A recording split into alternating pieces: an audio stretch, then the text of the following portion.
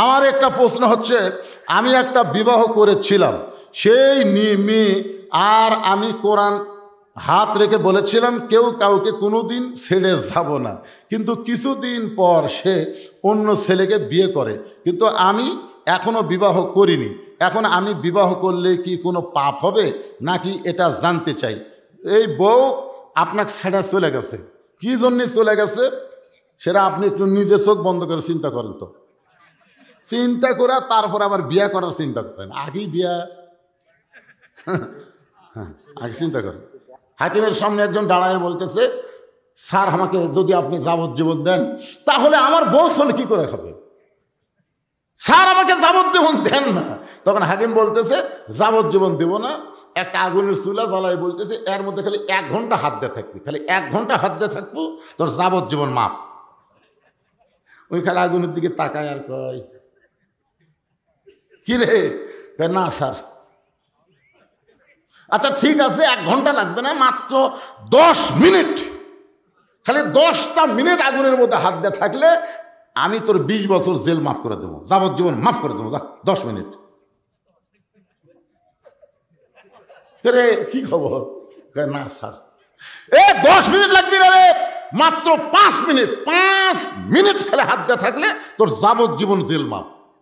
বলতেছে স্যার আগুন কি হাত দেওয়া যায়? রে পাগলা, দুনিয়ার আগুন 70 বার ধোয়ার পরে সে আগুন, আর জাহান্নামের আগুন এর থেকে 70 গুণ পাওয়ার বেশি, তাহলে সে আগুন তো আপনি 10 বছর কে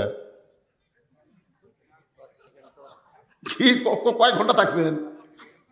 এই জন্য আমরা বলবো জাহান্নাম তো দূরের কথা, জাহান্নাম আমরাও দেখতেও চাই না, বিনা হিসাবে আল্লাহ যেন আমাদের জান্নাত দিয়ে দেয়। তাহলে 66% আর খালি 33, কি কন 33-এর ওয়াজ কর্ম এখন। ও মরার পরে ওয়াজ শুনতে ভালো লাগে।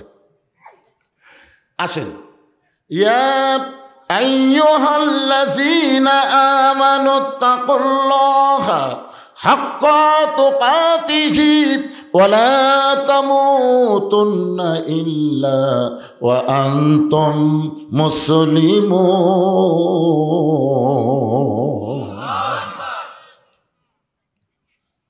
এই আয়াতকে সামনে নিয়ে আজকের আলোচনা ইনশাল্লাহ।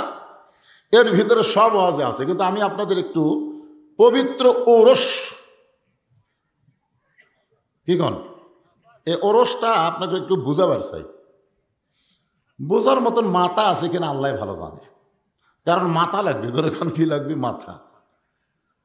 একজন আল্লাহর বান্দা, নাম হলো তার জাম্বিদ রহমতুল্লাহ আলাই। এই ওরস বুঝাচ্ছে, একটু মনোযোগ দিয়ে শোনেন। এখন লেখা যাবি কি যাবি না সেটা পরে চিন্তা করবেন। আল্লাহর ওলি জাম্বিদ রহমতুল্লাহ আলাই, ওনার বাড়ি হলো বাগদাদ শরীফ। জরিকান কোথায়? হ্যাঁ, খুব খেয়াল করবেন, বাগদাদ। বড় পীর আব্দুল কাদের জিলানির বাড়িও কিন্তু বাগদাদ। বাগদাদ একটা বিশাল নাম করা এলাকা, ইরাকের ভিতরে বাগদাদ। হযরত আলী রাদিয়াল্লাহু শুয়ে আছে ওই বাগদাদের মধ্যে। জরিকান সুবহানাল্লাহ। তো জাম্বিদ রহমতুল্লাহ আলাই বাগদাদ থেকে ঘোড়ার পিঠে চড়ে মক্কা মদিনার দিকে রওনা দিয়েছে। বাগদাদ থেকে মক্কা মদিনা হলো উত্তর দিকে, খুব খেয়াল করবেন কোন দিকে। উনি ঘোড়ার পিঠে চড়ে মক্কা মদিনার দিকে রওনা দিলেন, কারণ তখনকার সবচাইতে দ্রুতগামী যানবাহনের নাম হলো ঘোড়া। ওই সময় সবচাইতে দ্রুতগামী যানবাহনের নাম কি? একটু হোহা করা লাগবে। ওরস বুঝবেন না, ওরস শুনবেন না আপনারা? ওরস রাত 1টা পর্যন্ত ওয়াজ হবে, মাঝখানে কিছু ফাঁকা থাকবে, ফজরের পরে তবরক দিবি, নাকি কন?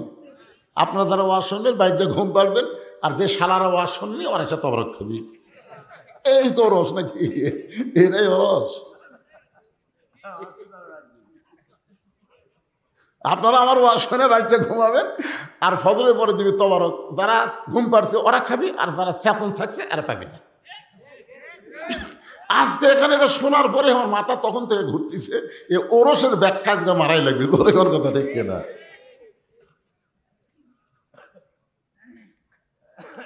ঘোড়ার পিঠে চড়ে মক্কা মদিনার দিকে রওনা দিলেন। মক্কা মদিনার উত্তর দিকে কিছুদূর ঘোড়া ঠিকই চললো, কিন্তু মক্কা মদিনা মনে হয় আর বেশি দূরে নয়, আর বেশি দূরে নয়। এমন সময় মক্কা মদিনা উত্তর দিকে না গিয়া পূর্ব দিকে, মক্কা মদিনা উত্তর দিকে ঘোড়া না গিয়া পূর্ব দিকে ঘোড়া দৌড়ানো শুরু করলো। এখন আপনারা বলেন, উত্তর দিকে গেলে মক্কা মদিনা পাওয়া যাবে, কিন্তু ঘোড়া যদি পূর্ব দিকে যায়, আপনি যদি চড়ে বসে থাকেন, ঘোড়া যেদিকে যাচ্ছা আমি নামতেছি না, তাহলে কি আপনি মক্কা মদিনা পাবেন? জোরে কান পাবেন? আমরা যদি মক্কা মদিনা পাবার চাই, আল্লাহর কোরআন নবীর হাদিস ছাড়া পাওয়ার কোনো রাস্তা। মনে করেন মক্কা হলো কোরআন আর মদিনা হলো হাদিস, মক্কা হলো আল্লাহ আর মদিনা হলো মুহাম্মাদুর রাসূলুল্লাহ। প্রত্যেকটা মসজিদে গিয়ে দেখবেন এক সাইডে মক্কা আর এক সাইডে কি মদিনা। মক্কার উপরে লেখা আছে লা ইলাহা ইল্লাল্লাহ, মদিনার উপরে লেখা আছে মুহাম্মাদুর রাসূলুল্লাহ। কিন্তু ঘোড়াটা উত্তর দিকে মক্কা মদিনার দিকে না যাইয়া ঘোড়া যখন পূর্ব দিকে দৌড়াই, জাম্বিদ রহমতুল্লাহ চিন্তায় পড়ে গেলেন, এই সময় যদি আমি ঘোড়ার পিঠে বসে থাকি তাহলে তো হবে না, বরং ঘোড়ার লাগাম টানা লাগবে। ধরে কোন কি লাগাম মানে কি? ব্রেক, ব্রেক, ব্রেক, ব্রেক ছাড়া গাড়ি আর পর্দা ছাড়া নারী। যে মোটর সাইকেলে ব্রেক নাই, ওই মোটর সাইকেল যতই দামি হোক, আপনি যদি বগুড়ার উদ্দেশ্যে রওনা দেন, আপনি কিন্তু বগুড়া যাওয়ার আগে হাসপাতালে যাওয়া লাগবে। ধরে কোন কথা ঠিক? আর বেপর্দার নারী নিয়ে যারা সংসার করতেছেন, আপনি যতই ইবাদত করেন, আপনি জান্নাত যাওয়ার আগে জাহান্নামে ঢোকা লাগবে। ধরে কোন কথা ঠিক কিনা? এখন বলেন, ব্রেক ছাড়া গাড়ি আর পর্দা হারা নারী। আমার মায়েদেরকে আরো সুন্দর করে ওয়াজ শোনাবো, এটা একটু দিলাম তো ওনা করে, আমি ভুলিনি। চাপা চাপা বসেন মা, চাপা চাপা বসেন, অসুবিধা নেই। অকরনা ফি বুয়ুতিকুন্না ওয়ালা তাবাররুজনা তাবাররুজাল জাহিলিয়াতিল উলা। জোরে বলেন আল্লাহু আকবার। জাম্বিদ রহমতুল্লাহ আলাইহি ঘোড়ার লাগাম টেনে বলে, ঘোড়া রে, আমি মক্কা মদিনা উদ্দেশ্য করে রওনা দিয়েছি। মক্কা মদিনা উত্তর দিকে, তুমি মক্কা মদিনার দিকে না যাইয়া তুমি পূর্ব দিকে কেন যাও? এ ঘোড়া, আমি তোর কাছে ওয়াজ করতেছি, আর পূর্ব দিকে যাবি না, তুই উত্তর দিকে রওনা দে। এত সুন্দর ওয়াজ করার পরে জাম্বিদ যখন লাগাম ঢিল দেয়, সঙ্গে সঙ্গে ঘোড়া পূর্ব দিকে দৌড়ায়। লাগাম ঢিল দেওয়ার সঙ্গে সঙ্গে ঘোড়া পূর্ব দিকে দৌড়ায়। জাম্বিদ রহমতুল্লাহ চমকে উঠলেন, এত সুন্দর করে ঘোড়ারে ওয়াজ শোনালাম, তারপরে ঘোড়া আমল করে না। ধরে কন কি করে না? এ কথা কন না কেন, কি করে না?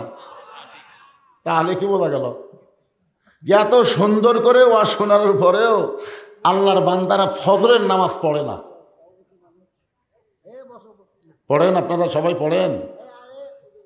এখানে অনেক আল্লাহর বান্দা বসে আছেন যারা হয়তো মাগরিব এশার নামাজে পড়েনি। এরকম আছে না নাই? আবার নিয়ত করছে ফজরও পড়বি না। বক্তা ওয়াজ করছে যে টুপির উপরে পাগড়ি পরে কেউ যদি নামাজ পড়ে, আল্লাহ তাকে খুশি হয়ে 70 গুণ সওয়াব দেয়। সেদিন থেকে পাগড়ি পরে নামাজ পড়ে। কিন্তু একদিন মসজিদে যায় দেখে পাগড়ি আনে নাই। এখন চিন্তা করে, এত দূর বাড়ি, আবার পাগড়ি আনবো। বিবেক বলতেছে, পাগড়ি মাথাতে পড়লে 70 আর জামাতে পড়লে 27। জামাতে নামাজ পড়লে 27 গুণ, পাগড়ি পড়লে 70 গুণ। কোনটা ধরবি, কোনটা ছাড়বি, কোনটা ধরবি, কোনটা ছাড়বি? মন বলতেছে 70 ধর। ইচ্ছা করে নামাজের জামাত বাদ দিচ্ছে, ইচ্ছা করে। সবাই যখন জামাতে নামাজ পড়ে বাড়িতে গেছে, ও তখন মসজিদের মধ্যে ঢুকে এক টানে লুঙ্গি খুলিছে। এক টানে লুঙ্গি খুলে ওটা আড়াই ভালতে মাথা 3 পেঁয়াজ দিয়ে রুকুর থেকে সেজদাত গেছে। ইতিমধ্যে এক মুসল্লি মসজিদের মধ্যে ঢুকাই কয়, সর্বনাশ, জীবনে বহু নামাজে দেখলাম, এরকম ন্যাংটা তো দেখি নাই। ন্যাংটা বাবার দরবারেতে কেউ ফিরে না খালি হাতে। এই শালা তাহিরি এই ন্যাংটা বাবাকলেও গজল গজল করে, কোন কথা দেখে না। পাশাই মারছে থাবা। ওই লাভ দুটো বললে, আমার মারলে কেন ভাই? বলে, মারার কারণ লুঙ্গি। তোমার চোখ নাই লুঙ্গি আমার মাথায়? পাগল। পরনের লুঙ্গি মাথায় কেন? বলে সওয়াবের আশায়। পাগড়ি পরে মাথার নামাজ পড়লে 70 গুণ সওয়াব হয়।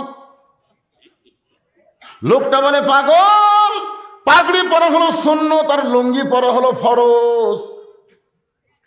পাগড়ি পরা কি আর লুঙ্গি পরা কি? ওয়াজ শোনা হলো মুস্তাহাব আর এশার নামাজ পড়া হলো ফরজ। এশার নামাজ বাদ দিয়া যারা ওয়াজ শুনতেছে তারা লুঙ্গি খুলিয়া মাথায় পাগড়ি পরিছে। আমার সঙ্গে সকলে একটু বলা লাগবে, বলতে পারবে না ভাইজান? যারা বলবে না মনে করেন তারা এশা পড়ে নাই, না পড়া ওয়াজ শুনতেছে। আর যারা বলবেন আল্লাহ তাআলা তাদের এশা কবুল করুক, জোরে কান আমিন। তাহলে সবাই আমার সঙ্গে বলেন, এশার নামাজ বাদ দিয়া যারা ওয়াজ শুনতেছে তারা লুঙ্গি খুলিয়া মাথায় পাগড়ি পরেছে।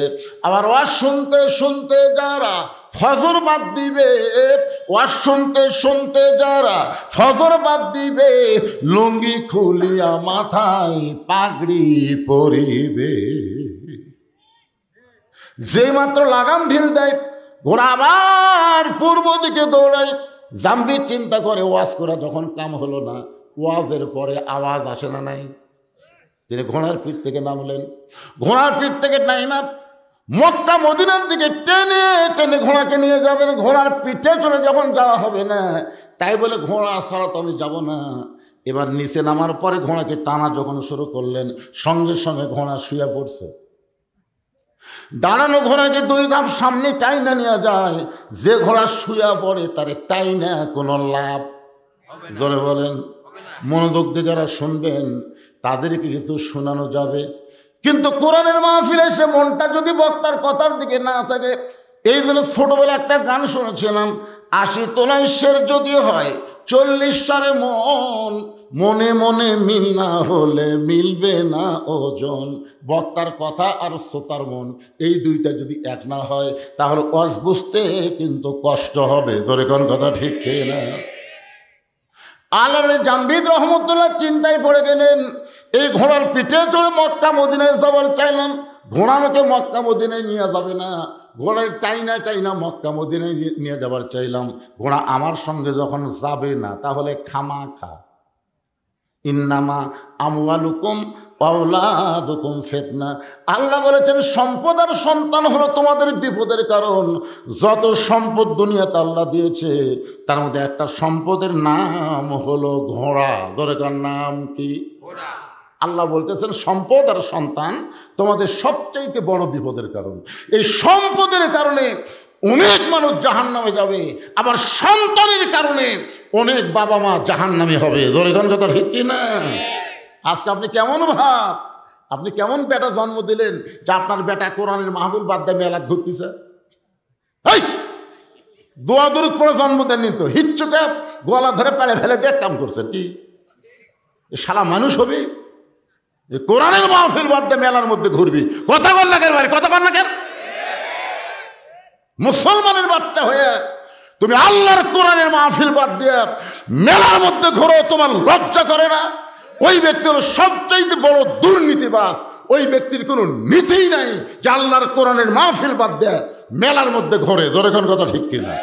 আর এত রাত্রে, রাত 11:30 পার হয়ে গেছে, এত রাত্রে রাস্তা ঘোরা ভালো মানুষের বাচ্চারা ঘোরে না, চোর ডাকাতেরাই ঘোরে। জোরে কোন কথা কন না কেন? এত রাত্রে রাস্তা কারা ঘোরে? অন্যদিন ঘুরলে তাও না, একটা কথা আছে, আজকে কোরআনের মাহফিলের দিন, আরে জান্নাতের বাগান লাগছে এখানে, আর ওরা জাহান্নামের মধ্যে ঘুরতেছে। একটু মনোযোগ দিয়ে শুনবেন। জামবিদ রহমতুল্লাহ ঘোড়ার মহব্বত কলিজা থেকে বের করে দিয়ে মক্কা মদিনার দিকে হেঁটে হেঁটে রওনা দিয়েছে। আপনি বলেন টার্গেট ঠিক থাকা লাগবে, দরকার হলে হেঁটে যাবো, অসুবিধা আছে? কথা কন না কেন? লং মার্চ, ঢাকা মার্চ ডাক দিল না 5 তারিখে, 6 তারিখে কিন্তু ডাকছিল। চিন্তা করলো না 6 তারিখে তো ডাকছি, এদিকে হাসিনা সাইজ ধরে দরকার নাই, একদিন আগেই গাড়ি যদি না চলে হেঁটে যাবো রে। কথা কন না কেন? ওরা কিন্তু সব ক্যামেরা ট্যামেরাতে দেখছে, ও বাবারে পিঁপড়া যেরকম আসে ওই রকম দল বান্ধে আসতেছে। এমনি সেনাবাহিনী প্রধান এমনি কইছে 45 মিনিট টাইম দেওয়া হলো, এরই মধ্যে যাওয়া লাগবে, কারণ যে হারে আসতেছে গাড়ি নিয়ে আসতেছে, গাড়ি নিয়ে হেঁটে হেঁটে এ পা আল্লাহ এমনি দেয়নি ভাই। অনেক মুরব্বী আগে হেঁটে হেঁটে হজ করছে, তোর কোন কথা ঠিক কিনা? ওরা হলো হাজিরে, এরাই হলো হাজি। আর এখন বেটাক সব সম্পত্তি দিয়ে বেটিক ফাঁকি দিছে, ফাঁকি দিয়ে ওই একেবারে 11টা পাথর লিছে, 11টা পাথর নিয়ে খালি ওই জামরাত ফেরেশতা কয় আল্লাহ বড় শয়তান, শুধু শয়তানের ঢাল মারতেছে। সব সম্পত্তি বেটাক দেয়, বেটিক যে বাপ ফাঁকি দিছে ওই মানুষ আছে, ওই আবার মক্কার যা শয়তান মারতেছে। এরে পাগলা তুই কি মাররে, তুই বড় শয়তানের বাপ। কথা কন না কেন ভাইজান, মন খারাপ করতেছেন? আচ্ছা আপনার কি কোনো বক্তব্য দিবেন, শুনবেন? আলহামদুলিল্লাহ, খালি ভালো নয় আজকে মজা দেবে। আল্লাহ হেঁটে হেঁটে যখন রওনা দিলেন, এমন সময় মন বলতেছে জাম্বিত, এত সুন্দর ঘোড়ার পিঠে চড়ে মক্কা মদিনায় যাবার চাইলি, সেই ঘোড়া তোকে যখন মক্কা মদিনা নিয়ে যাবে না, তুই ঘোড়ার লাগাম টানলে ঘোড়া তোমার সঙ্গেও যাব না। একটা বার কি ঘাড় কাত করে দেখা যায় না ঘোড়া কি করতেছে? ইলা জিহাদুল কাবাতি শরীফতে আল্লাহ। মন বলতেছে কাবার দিকে তো মুখ করে খাড়া হইল রে, তোর 2000 টাকার জুতা যে সাইডে থুসু, দেখ তো জুতে, মানে জুতাও দেখতেছে, নামাজও পড়তেছে। হবে হবে তো মনে করতেছে সবাই যখন জামাতে চলে গেছে, ই একলাই যখন জোহরের 4 রাকাত সুন্নত করতেছে, দেখে ওর জুতা কুটি, তো যাই দেখে ওর পাশে কাঠের বাক্সের জুতে। তোর মনে করতেছে কেবল 1 রাকাত হচ্ছে, এখনো 3 রাকাত আছে, এই 3 রাকাত শেষ করতে আমি 7 মাথা পার হব। এই মনে করে চোর যেই জুতায় হাত দিয়েছে ওই খস করে দিচ্ছে। তখন বলতেছে কে রে ভাই, তুই কাবার দিকে মুখ করে নামাজ পড়তেছিস? তখন বলতেছে না ভাই, ইলা জিহাদুল কাবা ওয়া জুতা, খালি কাবা লয় তো আমার জুতাও রাখা লাগবে, আবার কাবাও করা লাগবে। জোরে হবে। জাম্বিদের মন বলতেছে এত সুন্দর ঘোড়া, যে ঘোড়ার পিঠে চড়ে তুই মক্কা মদিনায় যাবি, সেই ঘোড়া তোকে টেনে নিয়ে যাবার চাই, তাও গেল না। পিছনে বসে আছে, একটা বার তাকায় দেখতো ঘোড়া কি খাড়া হলো না শুয়েই থাকলো। জাম্বিদ রহমতুল্লাহ বলেন আল্লাহ, ওই ঘোড়ার মহব্বত কলিজা থেকে বের করে দিয়ে আমি হেঁটে হেঁটে মক্কা মদিনার দিকে রওনা দিব, একটা বার ঘোড়ার দিকে তাকাবো না। এই মনে করে জোরে জোরে যখন পা মারতেছে, এমন সময় ঘোড়া দাঁড়িয়ে গেছে। ঘোড়া দাঁড়িয়ে থাকে নাই, দৌড়ে গিয়ে জাম্বিদের পিছনের কাপড় এমনভাবে ঘোড়া কামড়ে ধরেছে। 6টা মানুষের দেহে যে শক্তি থাকে, তার চাইতে বেশি শক্তি হলো একটা ঘোড়ার দেহে। জাম্বিদ হেঁটে হেঁটে মক্কা মদিনায় যাবার চাই, কিন্তু ঘোড়া পিছনের কাপড় কামড়ে ধরে জাম্বিদকে টেনে টেনে পূর্ব দিকে যায়। জাম্বিদ কয় ক্যারে, ঘোড়ার পিঠে চড়ে মক্কা মদিনায় যাবো, ঘোড়া নিয়ে যাবে না। ঘোড়ারে টানলাম, ঘোড়া আমার সঙ্গে যাবে না। আমি একলা যাবার চাই, তারপরে ঘোড়া যাবার দিবে না। এই ঘোড়ার মধ্যে ঢুকলো কি? ইত্তাকু ফিরাসাতাল মুমিনিনা ফাইন্নাহু ইয়ানজুরু বিনুরিল্লাহ। এতক্ষণ জাম্বিদ খালি 2 চোখ দিয়ে দেখছে, এবার 2 চোখ বন্ধ করে অন্তরের দিকে তাকায় দেখে। এতক্ষণ ধরে ঘোড়া যে কাজগুলো করতেছে, এগুলো ঘোড়ার ইচ্ছাই নয়, এগুলো হচ্ছে আল্লাহ মালিকের ইচ্ছা। সুবহানাল্লাহ, জোরে কন। 2 চোখ দিয়ে দেখলে ঘোড়া খারাপ, কিন্তু ইয়ানজুরু বিনুরিল্লাহ 2 চোখ বন্ধ করে যখন নূরের চোখটা তাকায় দেখে যে ঘোড়া যা কিছু করতেছে ঘোড়া নিজে করতেছে না, ঘোড়ার মালিককে, জাম্বিদের মালিককে। আল্লাহ জাম্বিদ ঘোড়ার পিঠে চললেন, দেখি ঘোড়া কোথায় নিয়ে যায়। আল্লাহ কেন মক্কা মদিনায় যাবার না দিয়ে আল্লাহ আমারে কোথায় নিয়ে যাবে? ঘোড়ার পিঠে যখন চললেন, ঘোড়া চলতে চলতে চলতে চলতে রোম দেশ। জোরে কোন, কোন দেশ? এই আমার সঙ্গে একটু জোরে বলেন, কোন দেশ? এক রোম দেশের বর্ডারে এসে ঘোড়া দাঁড়াইছে, বর্ডার। সঙ্গে সঙ্গে ৬-৭ জন সৈন্য জাম্বিদের দিকে তাকায় আছে। জাম্বিদ জোড়হাত করে বলতেছে, ভাইজান আমার কোনো দোষ নেই, আমি মক্কা মদিনায় যাব, কিন্তু ঘোড়া আমাকে এই পর্যন্ত টানে আনছে ভাই, আমার কোনো দোষ নেই। কারণ মক্কা মদিনায় যাওয়ার ভিসা আছে, কিন্তু এই দেশে যাওয়ার তোমার ভিসা নেই। কিন্তু ঘোড়া তো বোঝে না। সঙ্গে সঙ্গে সৈন্যগুলো বলতেছে, হুজুর ঘোড়ার রং তো ঠিকই আছে, আপনার নাম যদি জাম্বিদ হয় আর আপনার বাড়ি যদি বাগদাদের খোরাসান হয়, এই দেশের নাম হলো রোম দেশ। জোরে বলেন সুবহানাল্লাহ। সৈন্যগুলো কি বলতেছে, ঘোড়ার রং তো ঠিকই আছে, যে রঙের কথা বলেছে আপনি সেই রঙের ঘোড়ার পিঠে চড়ে আসতেছেন। যদি আপনার নাম জাম্বিদ হয়, আপনার বাড়ি যদি বাগদাদের খোরাসান হয়, এই রোম দেশের বাদশা বলেছে ওই সম্মানে আমার দরবারে হাজির করে দিও। জাম্বিদ কয় কে রে? যে দেশ আমি জীবনেও চিনি না, যেই দেশের নামই আমি শুনি নাই, আর সেই দেশের বাদশা কেমনে জানলো ঘোড়ার রং তো লাল, আমার নাম জাম্বিদ, আমার বাড়ি ইরাকের খোরাসান, বাগদাদের খোরাসান, এইটা কেমনে জানলো? এই বাদশা তো বাদশা নয়, এই বাদশা হলো আল্লাহর ওলি। ধরে কোন বাদশা কি? আসলে বাদশাকে আমাদের মধ্যে কিছু কিছু নেতা বলে ইসলামের সাথে রাজনীতির কোনো সম্পর্ক নেই। এক ফকির ভিক্ষা করবে গেছে শাহজাহানের দরবারে, যা দেখে বাদশাহ শাহজাহান মসজিদের মধ্যে ঢুকে 2 হাত তুলে বলতেছে, ও বাদশার বাদশাহ, তোমার দরবারে আমি ফকির, তোমার দরবারে আমি ফকির। ফকির মনে মনে কয়, আইলাম বাদশার কাছে, আয়সা থেকে বাদশাহ নিজেই ফকির হয়ে কাঁদতেছে, তাহলে আমিও যা সাজানো তাই, তাহলে আসল বাদশা কে? জোরে কর, আরো জোরে, জোরসে বলুন। তাহলে আল্লাহর নীতি তো রাজনীতি, আর শাহজাহানের নীতির নাম হলো ফকরা নীতি।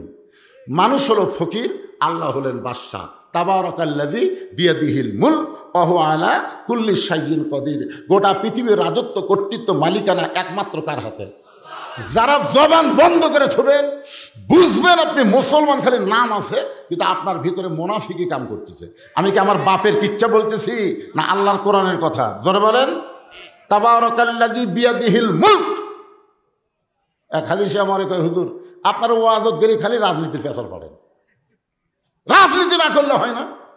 আমি বললাম, হাজি সাহেব আপনি তো রাজনীতি করে যাচ্ছেন। তো বলে কোথায়? মক্কায়। তো বলে কেমনে? আমি বললাম, আপনি কি আল্লাহর ঘর সামনে থেকে বলেছেন ইন্নাল হামদা অন্নি মাতা লাকাওয়াল মুলক লা শারিকা লাক? এটাকে আপনি বলছেন? হুজুর বহুবার বলছি। তো এই লাকাওয়াল মুলক লা শারিকা লাকের অর্থ কি? আমরা তো শুনে শুনে খালি কষি হুজুর, আমরা তো অর্থ জানি না। পাগলা, এর অর্থ হলো রাজনীতির ভিতরে, রাজত্বের ভিতরে একমাত্র আল্লাহ ছাড়া অন্য কাউকে আমি স্বীকার করি না। তাহলে রাজনীতির রাজত্ব একমাত্র কার? আরো জোরে বলেন। আপনি কাবা ঘরের সামনে দিয়ে এই তালিবে পড়ে এসে বাংলাদেশের মানুষের দল করতেছেন, আপনার হাজি নাম হবি কিন্তু হজ কবুল হবি না। জোরে কথা কন না কেন ভাইয়া? তাহলে বাদশাহ শাহজাহান কি বাদশাহ আছে? বাদশাহ শাহজাহান বাদশাহ আছে? বাদশাহ নেই, কি হচ্ছে? আল্লাহু গানিয়ুন ওয়া আনতুমুল ফুকারা। আমরা হলাম ফকির, ধনীর নাম কি? আরো জোরে, জোরসে বলুন। জাম্বিদ রহমতুল্লাহ চমকে গেলেন, যে দেশ আমি চিনি না, যে দেশের বাদশাকে আমি জীবনেও জানি না, সেই দেশের বাদশাহ কেমনে জানলো আমার নাম জাম্বিদ, আমার বাড়ি খোরাসান বাগদাদে, আমি লাল ঘোড়ার পিঠে চড়ে আসতেছি, এই বাদশা অবশ্যই আল্লাহর ওলি। ওই 6 জন সৈন্য শুভেচ্ছা স্বাগতম, আল্লাহর ওলির আগমন, শুভেচ্ছা স্বাগতম বলে রোমের রাজদরবার পর্যন্ত পৌঁছায় দিলেন। জাম্বিদ বললেন, ভাইজান এই যে রাজদরবারের দরজা পর্যন্ত নিয়ে আসলেন, এখন আমি কি করব? বলে এখান থেকে আপনাকে একলাই যাওয়া লাগবে, এখান থেকে আপনাকে একলা যাওয়া লাগবে। ফেরেশতা জিবরাইল বলে, নবী গো এই পর্যন্ত আল্লাহ আমাকে হুকুম দিয়েছে, এরপর থেকে আপনাকে একলাই যাওয়া লাগবে। ধরে কোন কয়জন? কেন? ওরস মানে কি একটু খেয়াল করেন। আল্লাহ নবী দুইজনা প্রেম করিবেন গোপনা, মাঝখানে তো অন্য কারো জায়গা থাকবে না। জায়গা যদি থাকিত জিবরাইলকে সঙ্গে নিত, জায়গা যদি থাকিত জিবরাইলকে নিত, দরজার বাইরে আল্লাহ ব্রেক করাতো না। সবাই বলেন আল্লাহ নবী দুইজনা প্রেম করেছেন গোপনা, মাঝখানে তো অন্য কারো জায়গা ছিল না। কি জিবরাইল খালি এক ধাপ মারলে তোর অস্তিত্ব পুড়ে হবে। সাই 70,000 নূরের পর্দার গেট আমি আল্লাহ আমার দোস্তকে সাদর সম্ভাষণ জানাবার চাই। ধরে কেন সুবহানাল্লাহ। আয় রে নবী একলা এখন আল্লাহর কাছে যাচ্ছে একলাই। ফেরেশতা জিবরাইল বলে হুজুর আমি আপনার সাথে থাকলে আপনাকে কোলদারা হইয়া, কোলদারা বোঝেন না? বর দেখবেন বিয়ের দিনে কোলদারার মোশন দেখছেন? বড় এই কি ছোট ছোট ঘাস খাবো, তোর শ্বশুর মামা শ্বশুর সবাই কিন্তু জানলাতে তোকে দেখতেছে। আজকে যাত্রীরা বর যাত্রী যেভাবে খাক ওর দিকে কারোর নজর নেই, নজর কিন্তু তোর দিকে আছে। আজকে তুই কম খা, ছোট ছোট ঘাস খা, মগজ কিছু ভরার সাথে সাথে টিস্যু পেপার দিয়ে মুছবো। কোলদারা বরক শিখা দিচ্ছে। কারণ কি জন্য? আজকে তোর পরীক্ষার দিন পাগলা, আগামীকাল থেকে তোর খাওয়ার শেষ না, তুই কি খাবি? কিন্তু যারা আজকে শেষ খাওয়া খাচ্ছে বরযাত্রী, ওরকে আজকে শেষ পাগলা, আগামীকাল আর খাওয়া নেই। এই দুনিয়াতে কাফের বেঈমান হলো বরযাত্রী আর মুসলমান হলো বর। মুসলমানকে ফেরেশতারা দেখতেছে, আল্লাহ দেখতেছে, চিন্তা ভাবনা করে খাওয়াও লাগতেছে, চলাও লাগতেছে। তোর কারণ ঠিক কিনা? আর বরযাত্রীর কোনো চিন্তা আছে? কারণ ওরা জানে মরার সাথে সাথে জাহান্নাম, পিটন খাওয়া ছাড়া বুদ্ধি নেই। আর আমরা জানি মরার পরে জাহান্নাম না, আমাদের জন্য জান্নাতের দরজা আল্লাহ খুলে দিয়েছেন। সালামুন আলাইকুম তিবতুম ফাদখুলুহা খালিদিন। এখান থেকে আপনি একলা যান। আল্লামী জামবিদ রহমতুল্লাহ আলাইহি রোমের বাদশার রাজ দরবারে একা একা রওনা দিলেন। কিছুদূর যাওয়ার পরে রোমের বাদশা দাঁড়িয়ে জামবিদ রহমতুল্লাহ আলাইহিকে সাদর সম্ভাষণ জানায় বলতেছে, ওগো আল্লাহর ওলি, আপনার ঘোড়া লাল ঘোড়ার পিঠে চড়ে আপনি খোরাসান থেকে আপনি জামবিদ রহমতুল্লাহ আলাইহি আমার রোমের দিকে আপনি আসতেছিলেন। জামবিদ কয় না, আপনার ধারণা ঠিক না, আমি মক্কা মদিনা যাওয়ার চাইছিলাম, মক্কা মদিনাত। কিন্তু এই ঘোড়ার কারণে, শুধুমাত্র ঘোড়ার কারণে আল্লাহর ইচ্ছায় আমাকে রোমের দেশে আসতে হলো। তবে আমি জানতে চাই আপনি কেমনে জানলেন আমার নাম জামবিদ, আমার বাড়ি খোরাসান, আমি লাল ঘোড়ার পিঠে চড়ে আসতেছি, এইটা আপনি কেমনে জানলেন? রোমের বাদশা বলে, আমি জানি না, জানি আমার পাগলি মেয়ে। সুবহানাল্লাহ জোরে কন। জামবিদ বলে, কি বলেন? বলে আমি জানি না, তো জানে আমার পাগলি মেয়ে। আল্লাহ তাআলা আমাকে একটাই মাত্র মেয়ে দিয়েছে, সেই মেয়েটা আজকে প্রায় 13-14 বছর হলে পাগলি অবস্থায় আছে। দুনিয়ার কোনো আলো পছন্দ করে না, দুনিয়ার কোনো খাওয়া পছন্দ করে না, দুনিয়ার কোনো মানুষ পছন্দ করে না, একা একা একটা বন্দি ঘরে থাকে। আমি দুনিয়ার বহু ডাক্তার কবিরাজ দেখাইছি, একটা ডাক্তার কবিরাজ আমার মেয়ের রোগ ধরতে পারে না। ওই একটা মেয়ে ছাড়া আমার দুনিয়াতে কেউ নেই। আমি মাঝে মধ্যে আমার মেয়েকে দেখতে যাই। আমি গতকাল গেছিলাম দেখতে, যাই দিকে ঘরের দরজাটা বন্ধ, একটা জানালার পাল্লা খোলা, ওই জানালার পাল্লা দিয়ে আমি ভিতর দিকে তাকাবার চাই, কিন্তু অন্ধকারে আমার মেয়েটাকে আমি দেখতে পাই না। আমি যখন বারবার তাকায় আসি, এমন সময় মেয়েটা বলতেছে, বাবা আপনি দুনিয়ার বহু ডাক্তার দেখাইলেন বাবা, কিন্তু কোনো ডাক্তার তো আমার রোগ ধরতে পারে নাই। আমি কোন রোগের রোগী যদি জানতে চান, তাহলে খোরাসান থেকে একজন আল্লাহর ওলি, নাম তার জামবিদ, লাল ঘোড়ার পিঠে চড়ে রোমের দিকে আসতেছে, তাকে যদি আপনি আমার কাছে আনতে পারেন বাবা, তাহলে সেই বলতে পারবে আমার ভিতরে কি রোগ রয়েছে। আমি আমার মেয়েটার কথা প্রথমে বিশ্বাস করলাম না, কারণ মেয়েটা আমার পাগলি হয়ে গেছে, রোগী অবস্থায় আছে, মেয়েটার কথা বিশ্বাস করলাম না। তারপরে মনে মনে চিন্তা করলাম কয়েকটা সৈনিক আমি পাঠাইয়া দিয়ে দেখি তো, যদি এইরকম কোনো মানুষ আসে তাহলে ধরে যেন আমার দরবারে নিয়ে আসে। ওগো আল্লাহর ওলি, আপনার ঘোড়ার রঙ ঠিক আছে, আপনার নাম যদি জামবিদ হয় আর বাড়ি যদি বাগদাদের খোরাসান হয়, তখন আমার পাগলি মেয়ের কাছে একটু চলেন। কোন রোগে আমার মেয়েটা রোগে ভুগতেছে, কোন অসুখ আমার মেয়েটার মধ্যে ধরে বসেছে, মেহেরবানি করে আপনি একটু বলে দিবে। জামবিদ চোখ বন্ধ করে, সর্বনাশ, একটা মেয়ে। আপনার কি মনে করতেছেন? মেয়ে।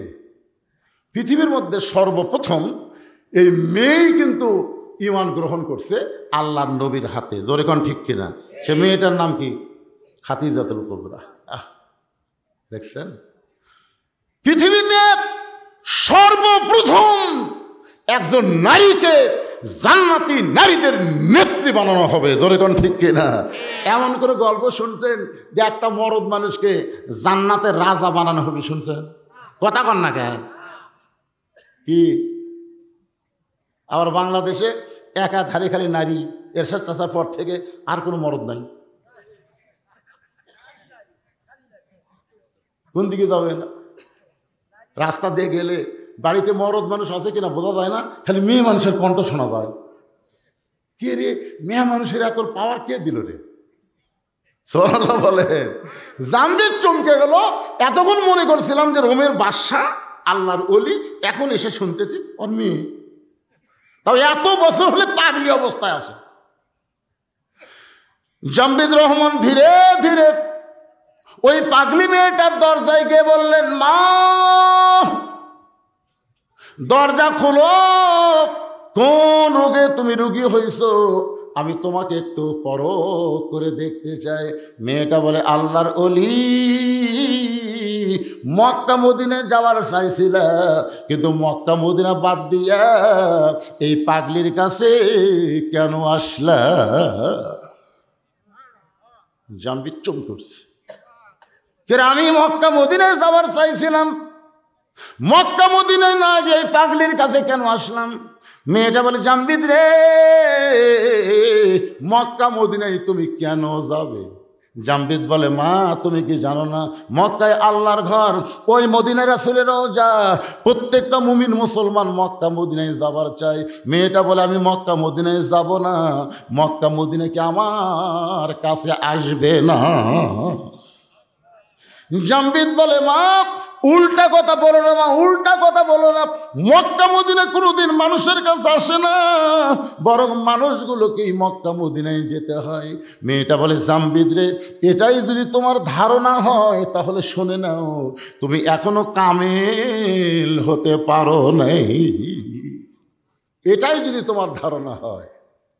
কি সারাদিন ধরে মারছে, সারাদিন মারার পরে গোটা দেহ যখন রক্তাক্ত হয়ে গেছে, তারপরে সারা রাত বুকে পাথর চাপা দিয়ে গেছে, সারা রাত।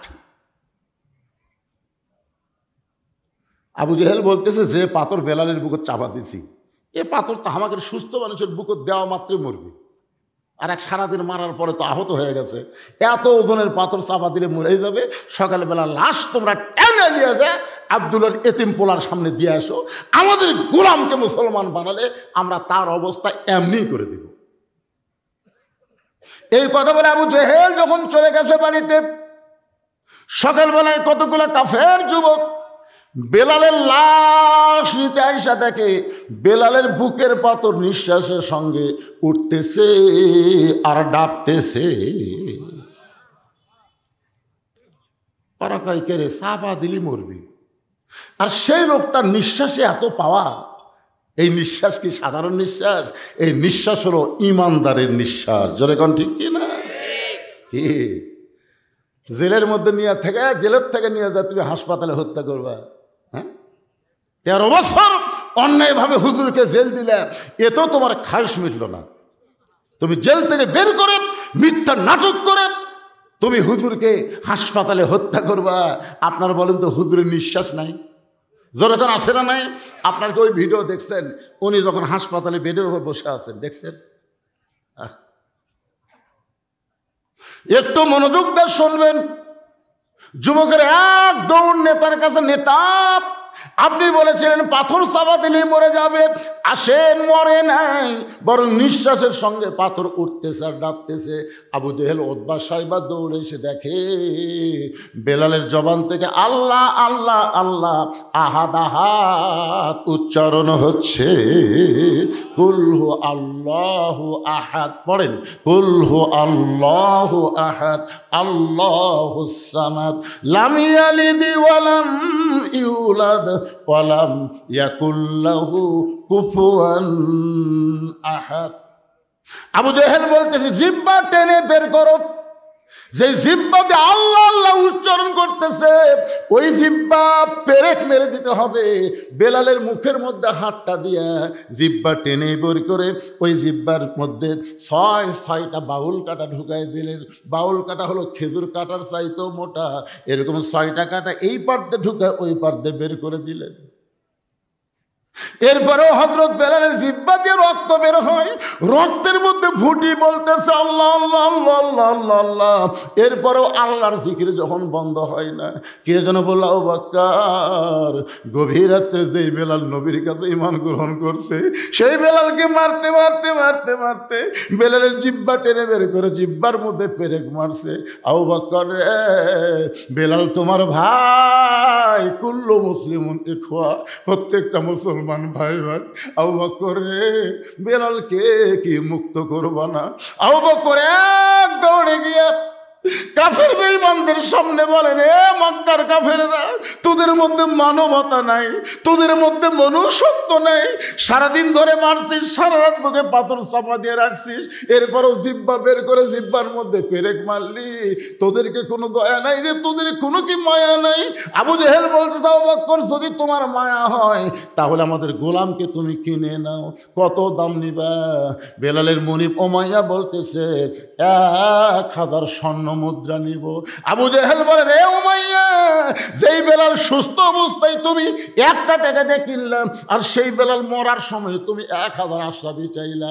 আবু বকর বলে, উমাইয়া, আমার কাছে যদি 10,000 টাকা চাইতা, তারপর আমার ভাই বেলালকে তোমাদের কাছে এক মুহূর্ত আমি রাখবো না।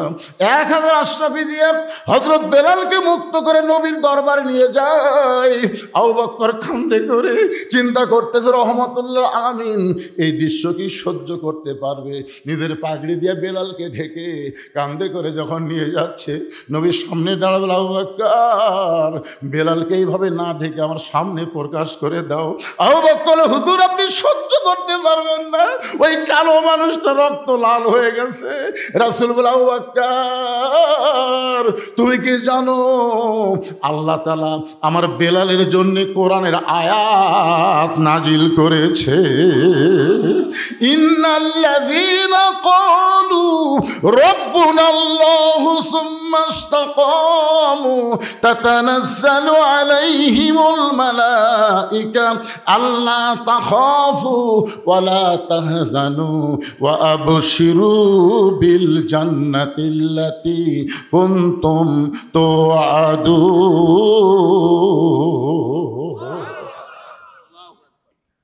হযরত আবু বকর আস্তে করে বেলালকে নিজের কাঁধ থেকে নামালেন। নামার পরে পাগড়ি যেই মাত্র টান দিছে, নবী তাকায় দেখে বেলালের জিহ্বার মধ্যে পেরেক মারার কারণে জিহ্বাটা মোটা হয়ে মুখ থেকে অনেকখানি বার হয়ে আসে। আল্লাহ রাসূল হামাগুড়ি দিয়ে বসলেন। রাহমাতুল আলামিন নবী হামাগুড়িতে বসে বেলালের কপালে একটা চুমা দিয়া বেলালের জিহ্বার মধ্যে যে পেরেকগুলো বের করে নিজের জিহ্বাটা নবী বেলালের জিহ্বার সঙ্গে লাগায় দিলে, সঙ্গে সঙ্গে জিহ্বাটা পূর্বের মতন হয়ে বেলালের মুখের মধ্যে যখন ঢুকে যায়, নবী বলেন, বেলাল রে, তুমি কি জানো তোমার ঈমানের কারণে আল্লাহ তাআলা তোমাকে 8টা জান্নাতের মালিক বানায়া দিছে? বেলাল বলে, রাসূলুল্লাহ আপনি কি আমার কাছে কিছু শুনতে চান?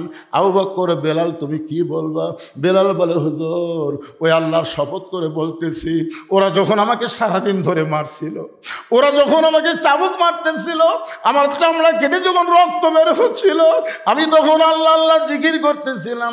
আমি যখন আল্লাহ আল্লাহ জিকির করি, একসময় আমার চক্ষু বন্ধ হয়ে গেলে আমি দেখতে পাই আল্লাহর জান্নাতের দরজা খুলে দেওয়া হয়েছে। ওগো আল্লাহর নবী, এই দুনিয়া থেকে বেহেশতের দরজার দিকে আমি তাকিয়ে থাকি, ওরা আমাকে সারা রাত বুকে পাথর চাপা দিয়ে রাখছে, আমি তখনও বেহেশতের দরজাতে বেহেশত দেখি। ওরা যখন জিব্বা টেনে বের মধ্যে জিব্বার মধ্যে ফেরেক মারছে, আমিও তখন জান্নাত দেখতে পাই। নবী বলেন, বেলাল রে, তুমি আছো দুনিয়ায়, আর দুনিয়া থেকে আল্লাহ তোমাকে জান্নাত দেখায়। লিল্লাহে তাকবীর। তাহলে ঈমানের কারণে দুনিয়া থেকে যদি জান্নাত দেখা যায়, তাহলে আপনি যেখানেই থাকেন না কেন, মক্কা মদিনাকে আল্লাহ আপনার কাছে পাঠাবার পারে না? জোরে কারণ পারে কি পারে না? সমস্ত ক্ষমতার মালিককে। জামবিদ বলে, মা, মক্কা মদিনা কোনোদিন মানুষের কাছে আসে না, বরং মানুষগুলো কি মক্কা মদিনায় যাইতে হয়। মেয়েটা বলে, জামবিদ রে, এটাই যদি তোমার ঈমান হয়, তুমি ঘোড়াকে যেরকম দেখছো, যে ঘোড়া তোমার যাই নিয়ে যাবে মক্কা মদিনায়, কিন্তু ঘোড়া দৌড়ায় পূর্বের দিকে, ঘোড়া কেন টানলে ঘোড়া মাটির শুয়ে পড়লো? জামবিদ খালি চুমকে চুম করতেছি, এইগুলা খবর কি রে? এই জায়গা কখন চালান হলো? জামবিদ ইয়ানজুরু বিনূরিল্লাহ, একটাবার নূরের চোখে তাকায় দেখো, আমার অন্ধকার ঘরে কোনো আলো নাই, আমার ঘরে দেখতে গেলে দুনিয়ার আলো চলবে না। ইয়ানজুরু বিনূরিল্লাহ, তুমি নূরের চোখে নজর করো। জামবিদ চোখ বন্ধ করে তাকায় দেখে, মেয়েটার ডান পাশে কাবা, আর বাম পাশে স্বয়ং আল্লাহর নবী বসে আছে। লিল্লাহে তাকবীর। জামবিদ দরজাত বসে বলে, মা, মা, তুমি এমন কি আমল করো যে আমল করনে ডান পাশে মক্কা, বাম পাশে মদিনা? তুমি এমন কি আমল করো মা, যে আমলের কারণে তোমাকে মক্কাও যাওয়া লাগলো না, মদিনাও যাওয়া লাগলো না, মক্কা মদিনা তোমার কাছে চলে আসলো? এই আমলটার নাম কি? আজকে যুবক যারা এসব বাদ দেয়, ফজর বাদ দেওয়ার চিন্তা করতেছো, আজকে তোমাদেরকে সে আমলের খবর দেব। শুনবেন না আপনারা? শুনবেন না? তাহলে আয়াতটা আর একবার তেলাওয়াত করি। ইয়া আইয়ুহাল্লাযীনা আমানুত্তাকুল্লাহা হাক্কা তুকাতিহি ওয়া লা তামুতুন্না ইল্লা ওয়া আনতুম মুসলিমুন। না, দুর্বল হয়ে গেছে ওয়াজ শুনে কি দুর্বল হলেন? আরে পাগলা, কোন আমলের কারণে নমরুদের আগুনের চুলা শান্তির বাগান হলো আমাদের জাতির পিতার জন্য? জানা লাগবে না? কোন আমলের কারণে মুসা নবীর জন্য আল্লাহ সাগরকে রাস্তা বানায় দিল? এগুলো তো আমাকে জানা লাগবে ভাইদান। কারণ ভারত যে হারে মাঝে মধ্যে হুমকি মারতেছে, ওরকে হাতত নাকি এমন অস্ত্র আছে যে বাংলাদেশকে দখল করতে ওরকে 15 দিনও টাইম রাখবি না। আর একটা নেতা কাছে 15 মিনিটই বাংলাদেশ শেষ। হায় হায় রে, ওরা কিসের ভরসায় এত বড় হুমকি মারতেছে? ওদের কাছে অ্যাটম আছে, হাইড্রোজেন আছে, পারমাণবিক অস্ত্র আছে, ওরা মনে করতেছে অস্ত্র আছে। আর আমরা বলি, পাগলা, অস্ত্রকে আমরা টিয়ারি করি না, আমাদের আল্লাহ আছে। জোরে কোন কথা বলেন না কেন? ইমাম মেহেদী আলাইহিস সালাম আসবেন কোন আমল নিয়ে পৃথিবীতে? ঈসা আলাইহিস সালাম আসবেন কোন আমলের নিয়ে পৃথিবীতে? যারা আসার সাথে সাথে পৃথিবীর সমস্ত ইহুদি, খ্রিস্টান, কাফেররা পরাজিত হয়ে যাবে। জোরে করে কথা ঠিক না? এখন আমাদের মুসলমানকে সে আমল করার দরকার আছে না নাই? আমি সে আমলটা কোরআন থেকে আপনাদের সামনে দিব, আর ওরস শব্দের অর্থ একেবারে খোলা খুলে আপনাদের বলে দিব। কারা কারা শুনবেন? 2 হাত তুলে একটু আল্লাহকে দেখান তো দেখি। লিল্লাহে তাকবীর। আলহামদুলিল্লাহ। মাত্র 10টা মিনিট, তারপর আবার আলোচনার যাব।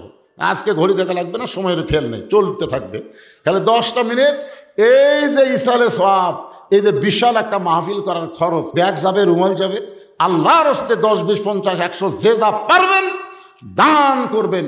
আপনাকে ওটার দরকার নেই, আপনাদের কাছে এই ছেলেরা যাবে, আপনারা প্রাণ খুলে দান করবেন। আর এখানে আমি 100 জন আল্লাহর বান্দা চাই, 100 জন। কয়শো জন? 100 জন আল্লাহর বান্দা চাই, যারা বাপ মাকে অত্যন্ত ভালোবাসেন। আজকে এখানে আল্লাহর ওলি যিনি শুয়ে আছেন, তার নাম এখানে দেওয়া হয় নাই, কিন্তু এখানে একটা নাম দিয়েছে, সেটা হলো মোগলটুলি শাহ দেওয়ান রহমতুল্লাহ আলাইহ মাজার। এখানে যে শাহ দেওয়ান রহমতুল্লাহ আলাইহ মাজার আছে, এ ব্যাপারে কারো সন্দেহ আছে? আপনাদের কারো সন্দেহ আছে?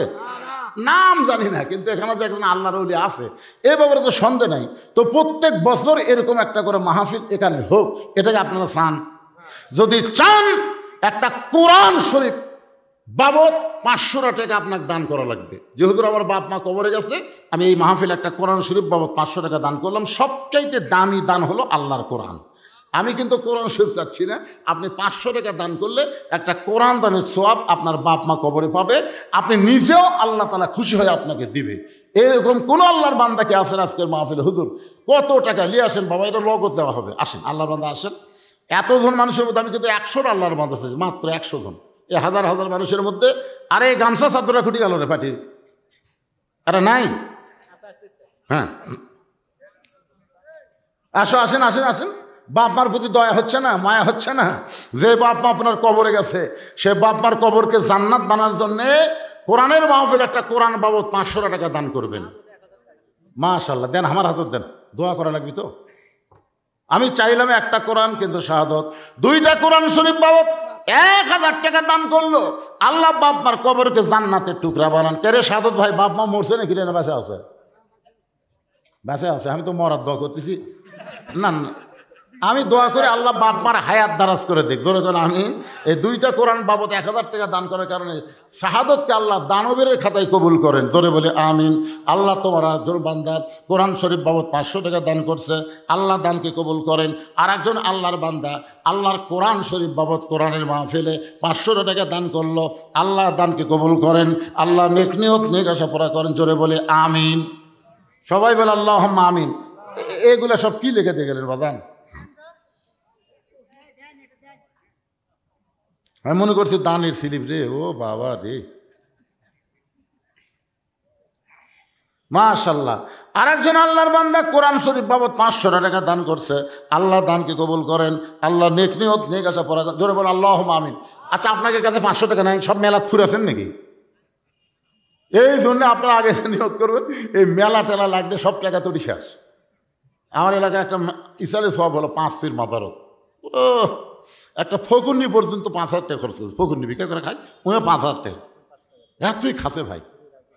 আল্লাহর একজন বান্দা কোরআন শরীফ বাবদ 500 টাকা দান করলো, আল্লাহ দানকে কবুল করেন। আসসালামু আলাইকুম হুজুর, গতকাল রাতে এই প্যান্ডেলেই হালকায় জিকিরের নামে ঢোল তবলা ডুগডুগি নিয়ে নাচ গান এবং আল্লাহ নবীর নাম নিয়ে ভণ্ডামি করা হয়েছে। যারা এগুলো করেছে এবং যাদের নেতৃত্বে এগুলো করা হয়, তাদের সম্পর্কে আপনার বক্তব্য জানতে চাই।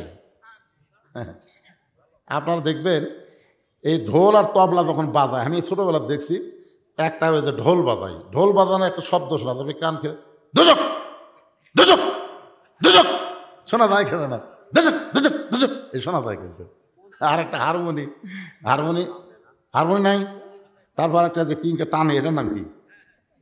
এটা বলে ইনকা কে কে কে কে কে কে কে কে কে কে কে কে কে খাই কয় না। আর একটা হাতও তো এরকম বাজায়, তিনজন তিনজন তিনজন তিনজন। এই হালকা জিকিরের নামে যারা ঢোল তবলার ব্যবস্থা করছে তারা একদল, যারা এখানে শুনিছে তারা একদল, আর যারা বাজাছে তারা একদল। এই 3 দলই দুজক।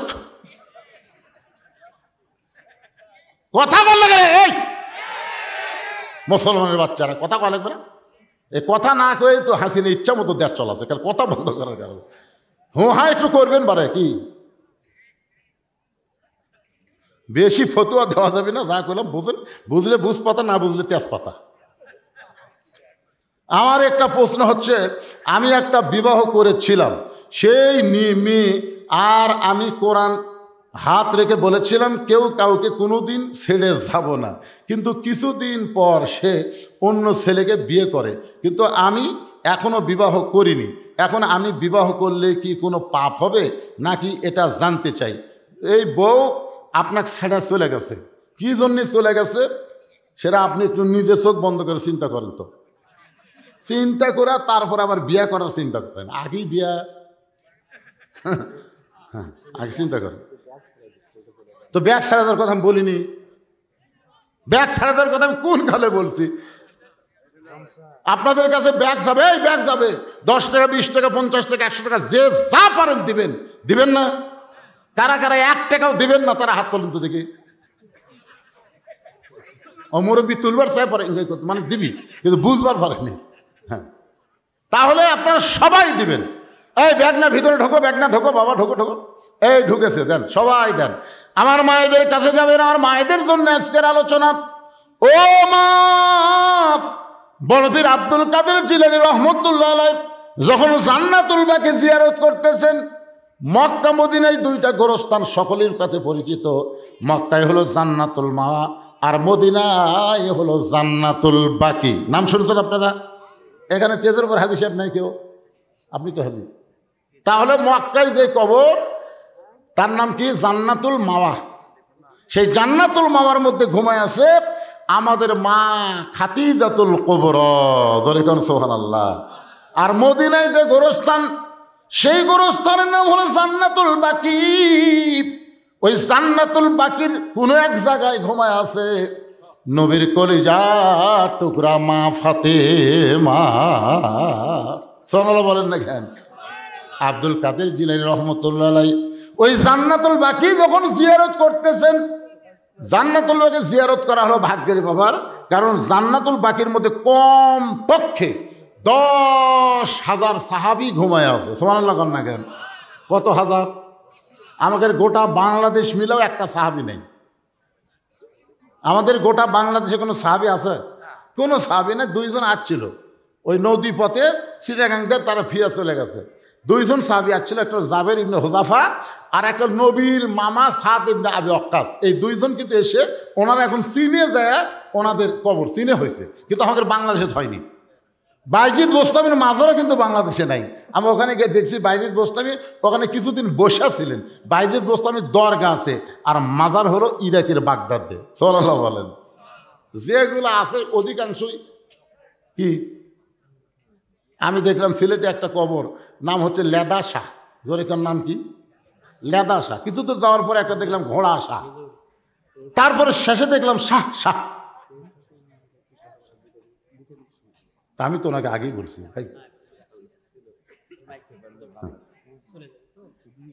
মাশাআল্লাহ, আমার ভাই দেখেন আপনার ওয়াজ এতই ভালো লাগতেছে, আমি কিন্তু ওনাকে আসতে বলছি ভাই সালাম কালাম দিয়ে যান, তবে না হুজুর আমি শুনবো।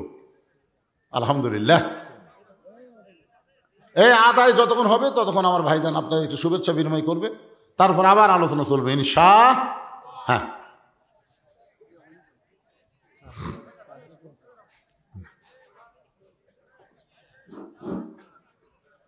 প্রিয় মুসলিমবৃন্দ, আসসালামু আলাইকুম। আজকে আমাদের মাঝে উপস্থিত হয়েছেন বাংলাদেশ জাতীয়তাবাদী দল সহ সাংগঠনিক সম্পাদক, রংপুর বিভাগ, কেন্দ্রীয় সংসদ অধ্যাপক আমিনুল ইসলাম। তাকে সংক্ষিপ্ত আকারে কিছু কথা বলার জন্য বিশেষভাবে অনুরোধ জানাচ্ছি। অধ্যাপক আমিনুল ইসলাম, সহ সাংগঠনিক সম্পাদক, বাংলাদেশ জাতীয়তাবাদী দল বিএনপি, রংপুর বিভাগ।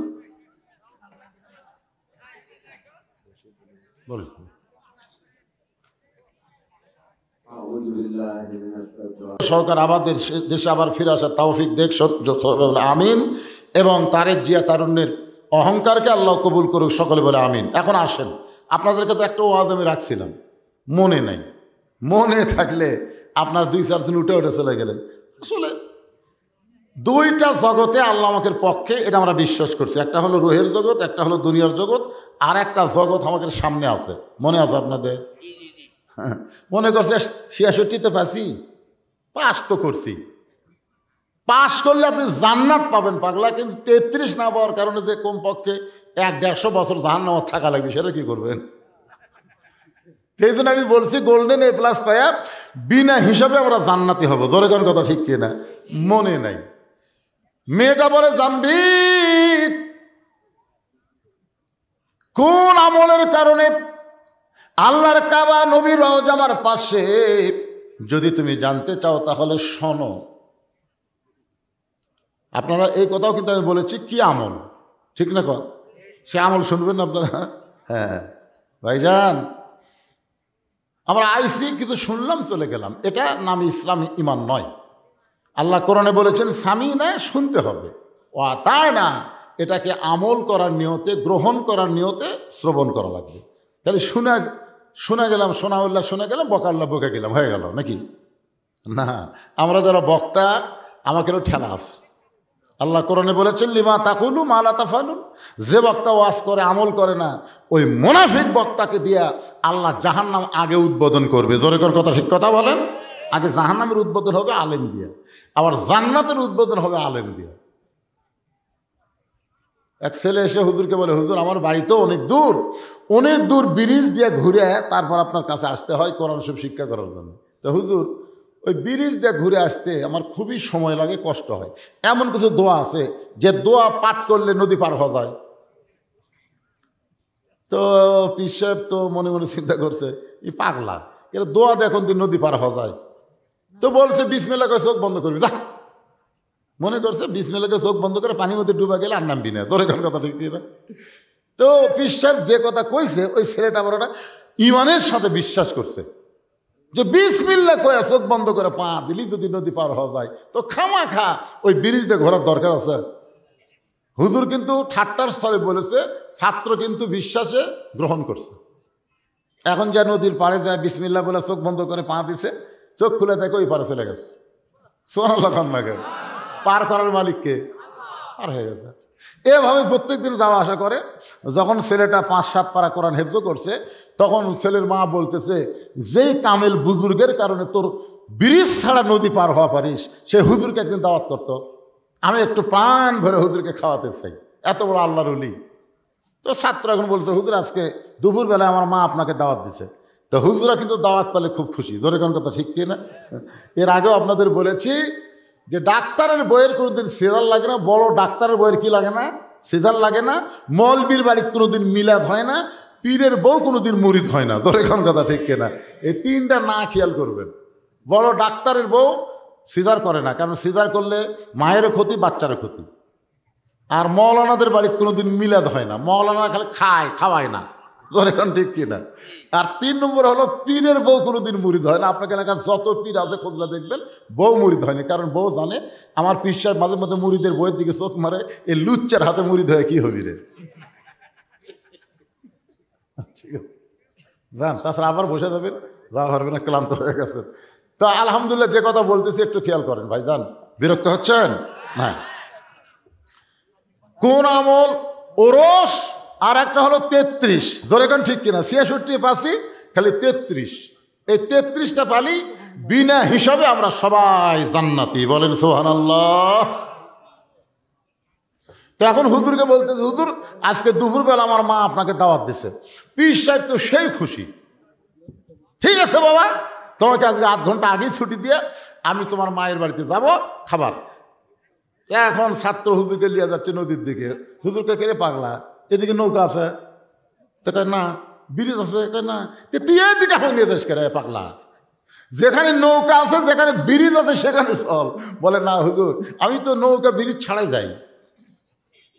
নৌকা ব্রিজ ছাড়াই তুই যাস? হ্যাঁ, কয়েক বছর আগে কইছিলি না, তখন থেকে তুই কামি করতেছি।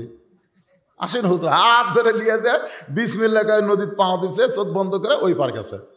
চোখ খুলে দেখে পিসা উঠে দাঁড়ায় আছে। হুজুর আসেন, বিসমিল্লাহ কয়ে চোখ বন্ধ করে পা দেন। পিসা বিসমিল্লাহ আউযুবিল্লাহ বিসমিল্লাহ কয়ে পা দিতে ঘপ করে হাঁটু মধ্যে ডুবে গেছে। তার মানে কি বুঝতেছেন? বকাউল্লাহ বকে গেছে, বকাউল্লাহ আমল করে নাই। আর সোনাউল্লাহ আমল করে জান্নাতি হয়ে যায়। ধরে কোন কথা ঠিক কথা বলেন? হ্যাঁ, এই জন্য ভাইজান একটু মনোযোগ দিয়ে শুনতে হবে। কোন আমলের কারণে মক্কা মদিনা তার কাছে? আল্লাহর একজন বান্দা রবি ইবনে সুলাইমান এবার হজ করতে যাবে। হজ করতে যাওয়ার আগে ওরা 10 জন মিলে একটা কাফেলা করছে। 10 বন্ধু মিলে হজে যাবে। হজে যাওয়ার আগে মানুষ কিন্তু সবাইকে একটু দাওয়াত দেয়, একটু বলে ভাইজান আমার জন্য দোয়া করো, আমি সুন্দরভাবে হজ যেন পালন করতে পারি। এরকম দোয়াটাও চাই না? যেরকম চাই কি চায় না? অনেকে মানুষকে জানানোর জন্য দোয়া চায়। আমি তো হজ করে যাচ্ছি, এটা তো কাউকে জানান দরকার। দেখবেন কতক লোক কিন্তু হজ করে আসে, কেউ জানি না যে হাজি, বলছে ভাই আরাফার ময়দানে সেই কেউ শুনবার চাষা আই রে শয়তান পাথর মারতে তার ঠেলা ঠেলি ভাই, মানে ওই যে হজ করছে এটা মানুষকে জানাচ্ছে। আল্লাহ কই রে আমল গোপন না করে প্রকাশ করলি তোর খালি নামের আগে হাজি হলো, কিন্তু হাজি কবুল হলো না। কথা কন ঠিক কিনা? রবি ইবনে সুলাইমান এক বন্ধুর বাড়িতে দোয়া চাইয়া গভীর রাত্রে বাড়ির দিকে আসতেছেন। আসার সময় দেখে রাস্তার পাশে কে যেন কি করতেছে। রবি ইবনে সুলাইমান ভালো করে দেখার জন্যে একটু নিকটে গিয়ে তাকায় দেখেন একটা মহিলা মরা গাদার গা থেকে গোস্ত কাটতেছে, আর ওই গোস্তটা টোপলা বাঁধতেছে। গাধা খাওয়া হারাম, গাধা খাওয়া হারাম আর মরা গাদার গোস্ত। রবি ইবনে সুলাইমান চিন্তা করে এইটা কেমন মেয়ে, রাতের বেলা মরা গাদার গোস্ত কাটতেছে, হয়তো কোনো হোটেলে সাপ্লাই দিবে। মনের মধ্যে সন্দেহ করে মেয়েটা যখন গোস্তের টোপলা নিয়ে রওনা দেয়, রবি ইবনে সুলাইমান নিজের বাড়ির দিকে না গিয়া ওই মেয়েটার পিছনে পিছনে রওনা দেয়। মেয়েটা একটা ভাঙ্গা বাড়ির মধ্যে ঢোকার সঙ্গে সঙ্গে দুইটা মেয়ে মা মা বলে কাঁদতেছে।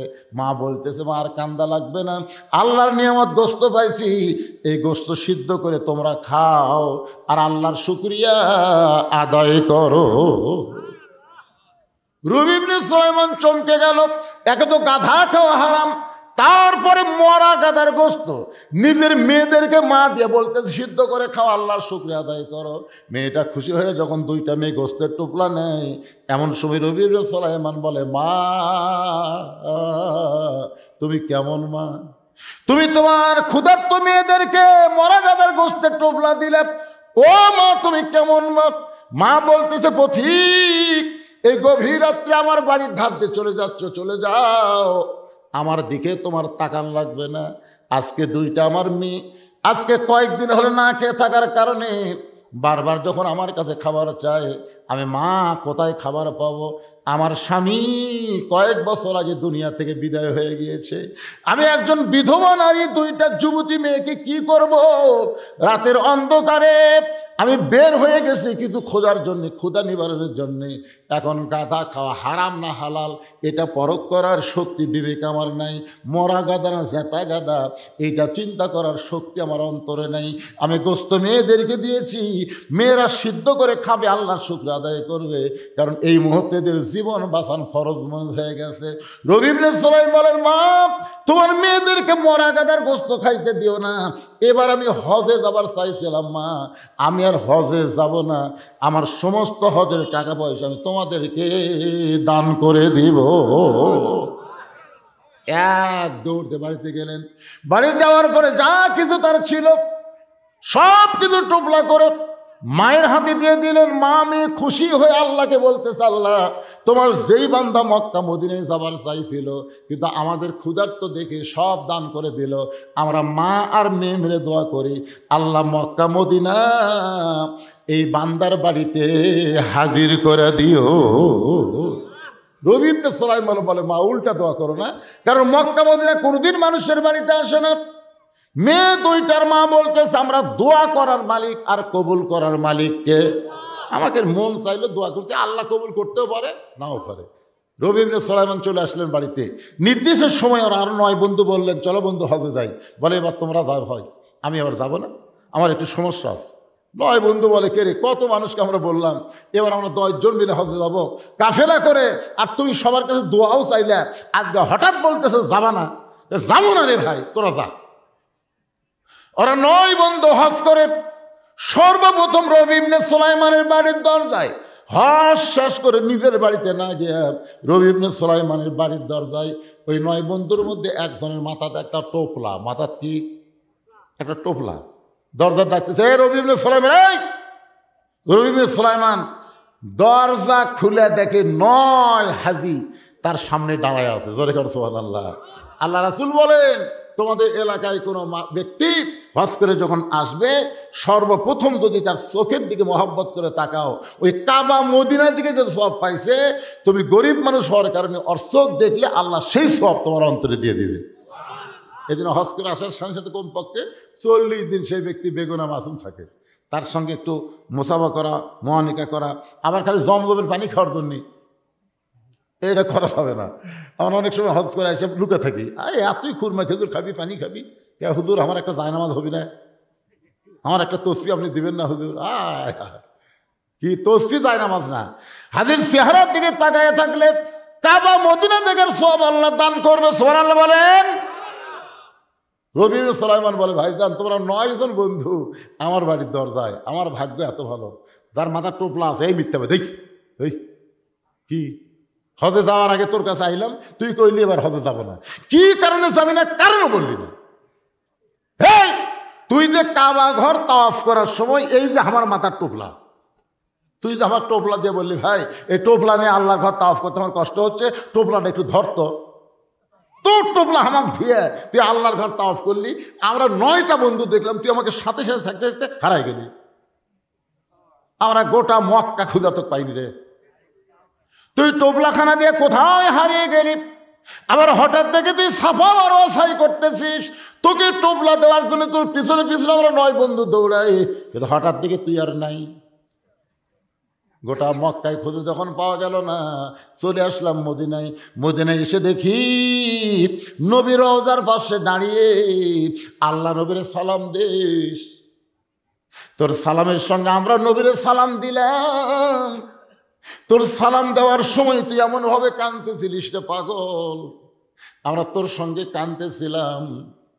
ওগো আল্লাহর নবী, আমাদের সালাম আপনি গ্রহণ করে। তোর টোপলা মাথায় নিয়ে তোর সঙ্গে নবীর সালাম দেয়া, হঠাৎ দেখি তুই আর নাই। গোটা মদিনা তন্ন তন্ন করে খুঁজে তোরে পাইলাম না।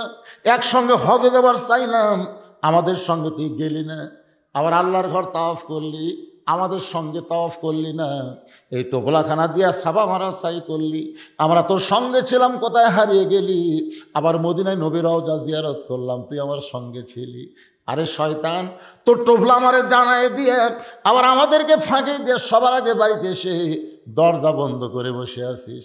তোর টোপলা তুই এখন ফেরত নে।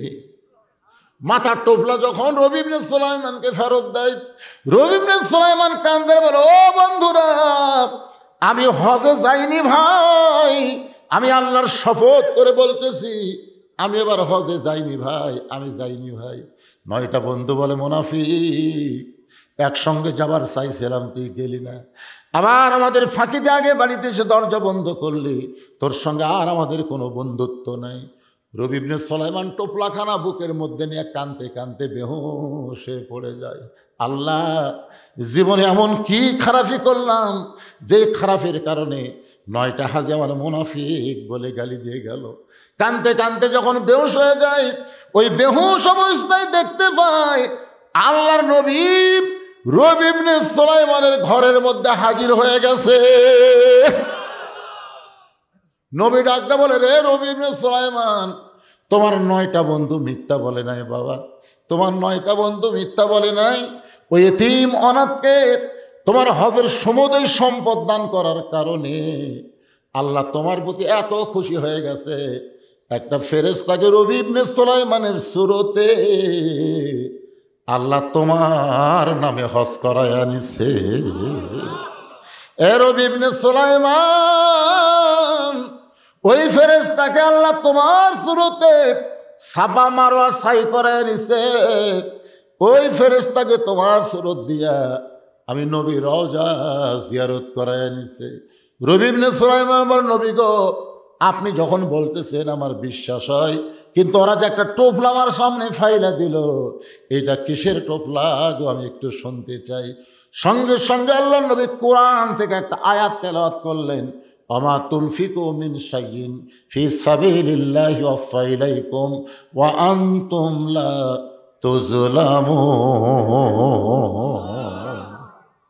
এই কোরআনের আয়াত বলেই রবি ইবনে সুলাইমান চেতন পায়, দেখে টোপলা আছে কিন্তু নবী নাই। স্বপ্নের মধ্যে কিন্তু বলেছে এটা কিসের টোপলা। নবী কিন্তু আল্লাহর কোরআনের একটা আয়াত তেলাওয়াত করছে। এখন টোপলার মধ্যে কি আছে, এই কোরআনের আয়াতের অর্থ জানলেই বোঝা যাবে। জোরে এখন ঠিক কিনা? আপনারা কি জানেন? কথা কানা জানেন? শুনবেন না? 500 টাকা দেন তো,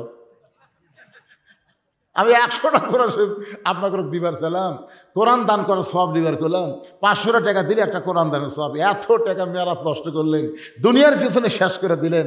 আর এই সালের সব ওরস মোবারক কোরআনের তাফসির মাহফিল প্রতি বছর হবে, হাজার হাজার টাকা খরচ করে আপনাদের জন্য ব্যয় করবে, আর আপনার 500 করে টাকা দিলেন না, থাকার পরও দিলেন না। আবার উঠবেন, তাই না? টাকা ছাড়িয়ে লাভ দিয়ে উঠবেন। এই দেখেন, দেখছেন? মাশাআল্লাহ। ধরেন তো বাবা, তোমার নাম কি বাবা? মোহাম্মদ নূর আমিন মিয়া, বাপের বেটার আগমন, জোরে বলেন মারহাবা। এরকম বাপের বেটার একটাও নেই, বাপের বেটা। দেখেন তো কিভাবে, আগে আপনি 500 টাকাই দেবো হুজুর, 500 টাকা দিল, একটা কোরআন দানের সব পেল, জোরে কারণ আমিন। কুটি হেলিকপ্টার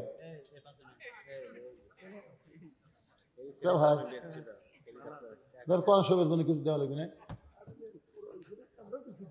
সেটাই তো, সেটাই। আপনি 10টা কোরআন শরীফ দেন, পারবে না? কি কন, কি হেলিকপ্টার চলে আসছে, মাশাআল্লাহ। 2টা কোরআন শরীফ, মাশাআল্লাহ। চাপ দিয়ে কোনো কিছু নেওয়া যায় না, চাপ দেওয়া যাবে না। আমার ভাইজান 2টা কোরআন শরীফ বাবদ 1000 টাকা দান করছে। আল্লাহ দানকে কবুল করেন, জোরে কর আমিন। আপনাদের মধ্যে নাই?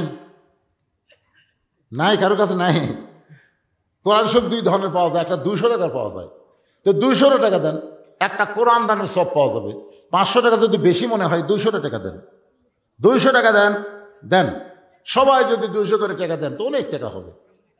টাকা থুয়া মন বলতে দেশ না রে, দেশ না রে, আসলে আপনি ঠকে গেলেন। কারণ আজকাল মাহফিল যদি শেষ হয়, আর যদি এরকম মাহফিলে বসার তৌফিক যদি আল্লাহ না দেয়, হায়াত যদি শেষ হয়ে যায়, হায়াত শেষ হতে পারে কি পারে না? ধরে কোন মাশাআল্লাহ।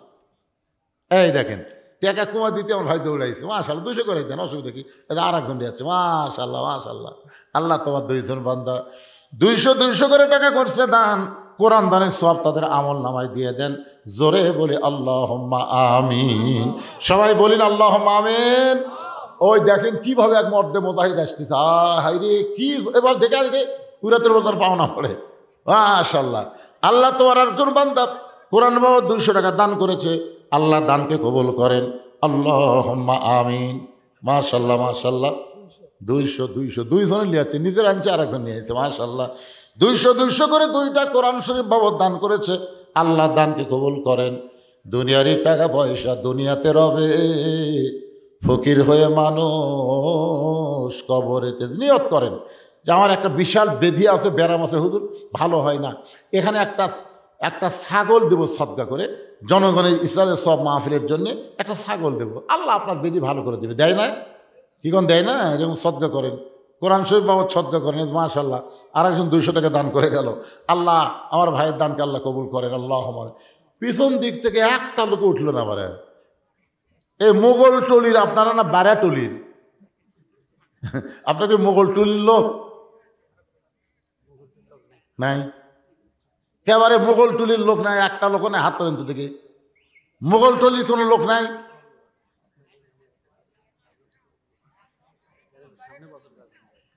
হ্যাঁ, বাকিও নেন আপনারা, বাকি না? আচ্ছা ঠিক আছে, আগামী বছর এই মাহফিলের জন্যে একটা ছাগল, 2টা ছাগল এরকম যদি কেউ দেন, যে হুজুর আমি ছাগল টাগল দেবো না, 1000 টাকা দেবো, এখানে কাগজ কলম লেখা থাকবে, আমি আগামী বছর এইরকম তবারক পাক করতে যত হলুদ লাগবে সব হলুদ আমি একলাই দেবো হুজুর। এইরকম কোনো মরদ আছে যে যত লবণ লাগবে সব লবণ আমি একলাই দেবো, তাদের যদি 5 বস্তা লাগে অসুবিধা নেই? আছেন এরকম কেউ? যত গুঁড়া মরিচ লাগবে সব মরিচ আমি একলাই দেব। পেঁয়াজ দেব 5 জনে, 5 জন মিলে সব পেঁয়াজ দেব, তেল দেব, এরকম নিয়ত করে লিখে দেন। এখানে কাগজ কলম আছে, একটু বলেন, বলেন, সাহস করে বলেন। আল্লাহ হায়াত দিবে, আপনি দান করবেন। বাবা মা যাদের কবরে গেছে, বাপ মার জন্য বাৎসরিক একটা দোয়ার মাহফিল আপনাকে আলাদাভাবে করা লাগবে না, এখানে একটা দোয়ার মাহফিল হবে। সবার বাপ মার জন্য যারা কবরে গেছে তার জন্য দোয়া করা হবে। আপনারা এই এলাকার লোক সব তো মোগলটলির না হন, এলাকার না, সবই তো এলাকার। তো মাশাআল্লাহ বলেন না কেন? একজন হলুদ দেওয়ার পার্টি না এখানে, হলুদ একটা লোক বলেন হলুদ কয় মন লাগবে রে? মন লাগবে? মাহফিলের কমিটির লোক, এটা কি মাহফিল কমিটির লোক আছে ভাই?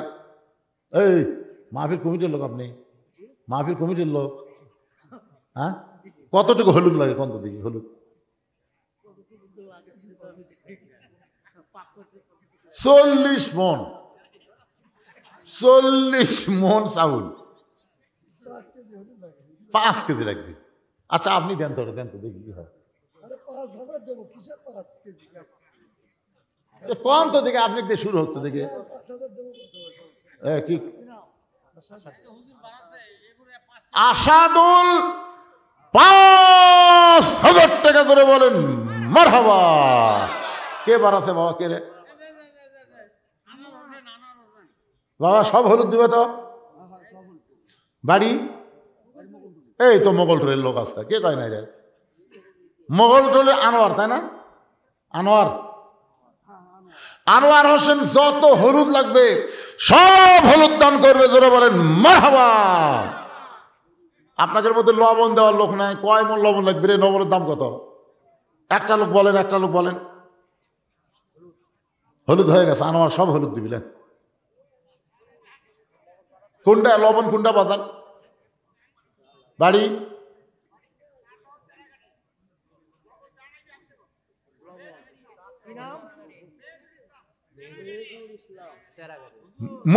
মেহেদুল ইসলাম সেরাগাড়ি, যা লবণ লাগবে সব লবণ ধরে বলেন মারহাবা।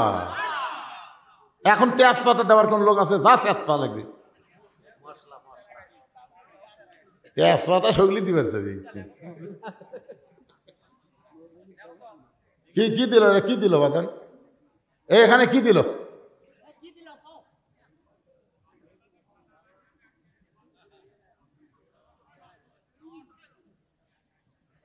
এখানে তেল লাগে, তেল। পেঁয়াজ দেন না কেন? 10 কেজি পেঁয়াজ দেওয়ার কেউ আছেন যে হুজুর আমি আগামী বছর মাহফিলে 10 কেজি পেঁয়াজ দিলাম? একজন আল্লাহর বান্দা বলেন 10 কেজি পেঁয়াজ। একজন বলেন, হাত তোলেন। আপনারা খাবেন না বারে, পাকশিক করে সবাই একসাথে খেয়ে চলে যাবেন, অসুবিধা কি? বলেন বলেন বলেন। একটু জিকির করেন লা ইলাহা ইল্লাল্লাহ, লা ইলাহা ইল্লাল্লাহ, লা ইলাহা ইল্লাল্লাহ, লা ইলাহা ইল্লাল্লাহ, লা ইলাহা ইল্লাল্লাহ, লা ইলাহা, লা ইলাহা ইল্লাল্লাহ মুহাম্মাদুর রাসূলুল্লাহ সাল্লাল্লাহু আলাইহি সাল্লাম। লবণ লবণ, আনোয়ার দিছে হলুদ। পেঁয়াজ 10 কেজি দেওয়ার কেউ নাই। এভাবে হবে না। আপনারা কিভাবে চলান আল্লাহ ভালো জানে। এদের মাহফিল যে করতেছেন এ কিভাবে টাকা তুলছেন এতগুলো? হ্যাঁ, কঠিন অবস্থা। কি দিবেন? কয় কেজি? এই লেখেন জাহিদুল ইসলাম, বাড়ি মোগলটলির জাহিদুল ইসলাম 10 কেজি পেঁয়াজ, জোরে বলেন মারহাবা। মন আপনাকে দিবার চায় না কেন? দিবার না চাওয়াই তো আখিরাতের প্রতি বিশ্বাস কম। যারা দিবেন সর্বসত্য ত্যাগ করে আল্লাহ আখিরাতে আপনাকে দিবে ভাইজান। অনেক মানুষ এখানে খাবে। এখানে 5টা দলের জন্য জান্নাত আশা করে, তার মধ্যে একটা দল হলো মুতাইমুল জাইয়ান, যারা ক্ষুধার থেকে অন্ন দান করে আল্লাহর জান্নাত তাদের জন্য আশা করে থাকে। আমি শেষ কাটটা বলেছি ওমান সাল্লাল্লাহু হাবিবুর রহমান, একটা হাদিসে কুদসি বলেছিলাম। এখন আসেন মূল আলোচনায়। এইভাবে ঘেঙ্গা ঘেঙ্গা আদায় করা খুব কঠিন ভাই, আমার দ্বারা হবে না। আপনারা কিভাবে করবেন আপনারা ভালো জানেন। হ্যাঁ, ঘেঙ্গা ঘেঙ্গা এইভাবে আদায় করা যাবে, তাই কার মধ্যে কি নিয়ম ঢুকেছে আল্লাহ ভালো জানে। এ ওয়াজ তো শেষ, আবার ওয়াজ কিরে পাকলা। ফজরের নামাজ জামাতের সঙ্গে আদায় করা লাগবে, এই ওয়াজ শোনেন। কি ওয়াজ শুনতে শুনতে যারা ফজর বাদ দিবে, লঙ্গি খুলিয়া মাথায় পাগড়ি পরিবে, আল্লাহ রাসূলকে ওমর ফারুক বললেন, ইয়া রাসূলুল্লাহ, 5 ওয়াক্ত নামাজের মধ্যে 3 ওয়াক্ত তাড়াতাড়ি, 2 ওয়াক্ত লম্বা কেন? আসর, কিছুক্ষণ পরে মাগরিব, মাগরিবের কিছুক্ষণ পরে এশা, কিন্তু এশা থেকে ফজর, ফজর থেকে জোহর লম্বা কেন? আল্লাহ রাসূল বললেন, ফজর থেকে জোহর পর্যন্ত আল্লাহ লম্বা সময় দেওয়ার কারণ হলো ওই সময়ের মধ্যে খেতে খামারে কাজকাম করবে, ব্যবসা বাণিজ্য করবে, চাকরি বাকরি করবে, কুলি মজুরি করবে।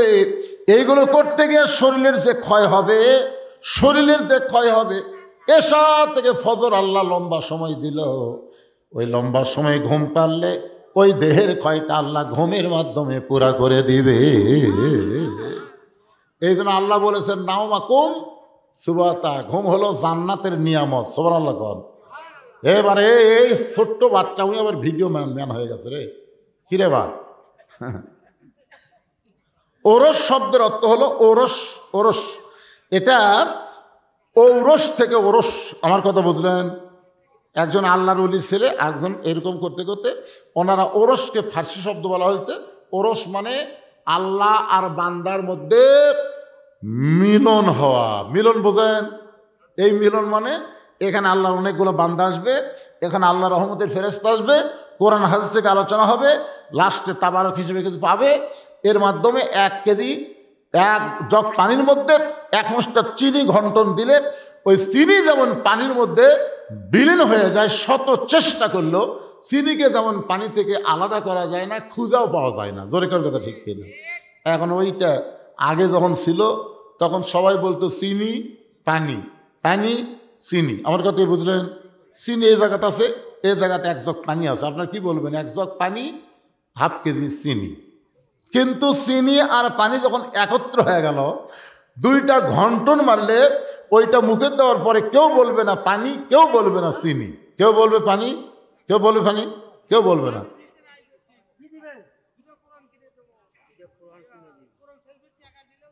টেকা, টেকা কোরআন শরীফে কি করবো আমরা? টেকা, 2 কোরআন কোনটার দিবেন? 200 না 500? ও 400। আচ্ছা ঠিক আছে।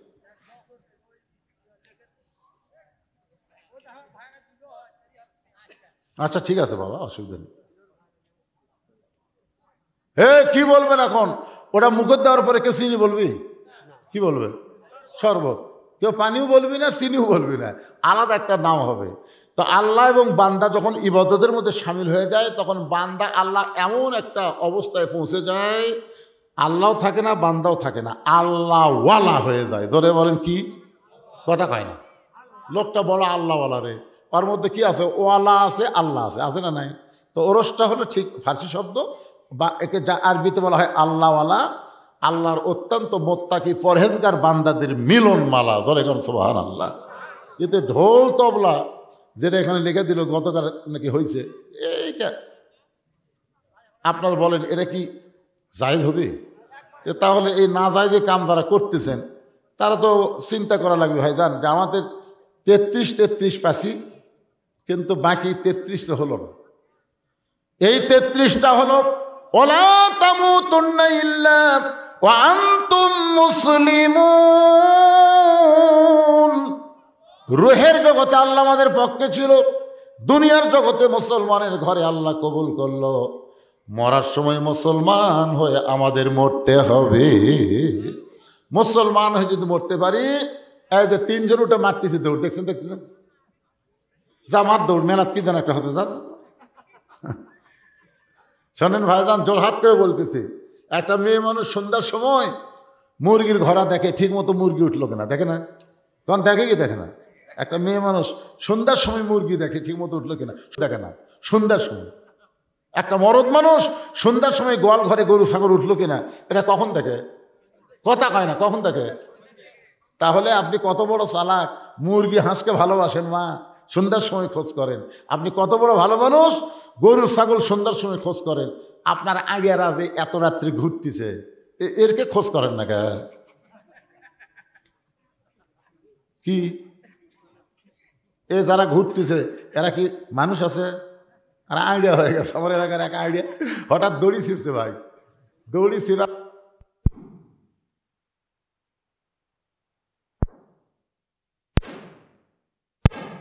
হলে তা হয়।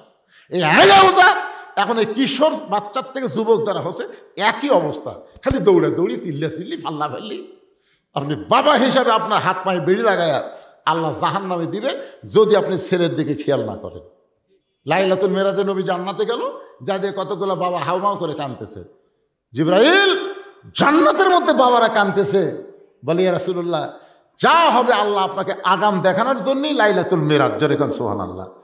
নবী জাহান্নামে গেলেন, দেখেন কতগুলো বাবা মুস্কি মুস্কি হাসতেছে। নবী বলে, জিবরাইল, জাহান্নামের মধ্যে হাসতেছে, জান্নাতের মধ্যে কাঁদতেছে, কারণ কি?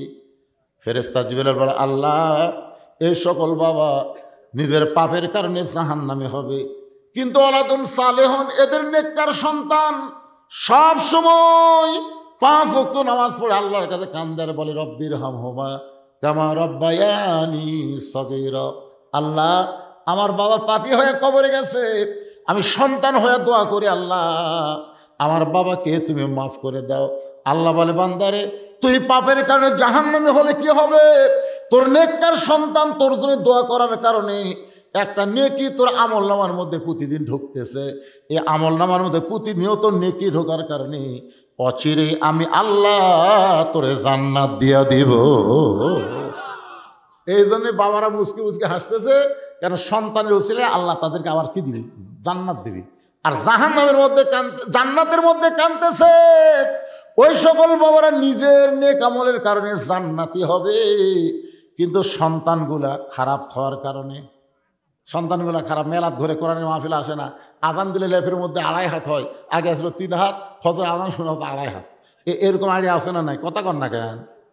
এটা 2.5 হাত হয়ে গেছে, ল্যাপ টানটা থেকে ল্যাপের তলার সাইজ, সকালবেলা সাইড থেকে কুত্তার সাইজ, একই সাইজ।